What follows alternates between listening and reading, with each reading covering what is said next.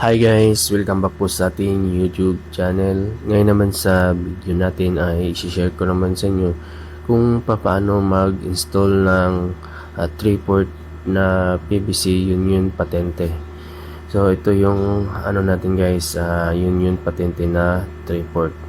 So para i-connect natin yan dyan sa male adapter na nakakabit, ay kailangan tayo ng kapirasong PVC pipe na 3-port o magputol tayo ng 3-port na PVC pipe para maidugtong natin yung Union Patente. Ito naman yung pipe na 3-port na gagamitin natin para maidugtong yung ating Union Patente. So buksan natin yung Union Patente at yan may nakalagayng O-ring or yung ating gasket. Yan yung magsisilyo para hindi magkaroon ng leaking yung ating linyada. So napakahalaga yan guys, kaya para maiwasan na magkaroon ng leaking, siguraduhin maayos yung nakakabit na O-ring. Magsukat lang tayo ng kapirasong PVC pipe para pangdugtong sa ating Union Patente. At puputulin natin yan guys gamit yung ating PVC pipe cutter.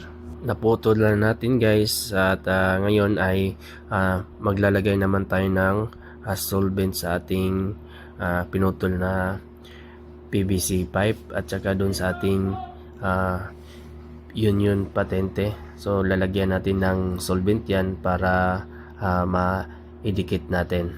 Tapos na nating ma-idikit yung pipe dun sa ating Union Patente.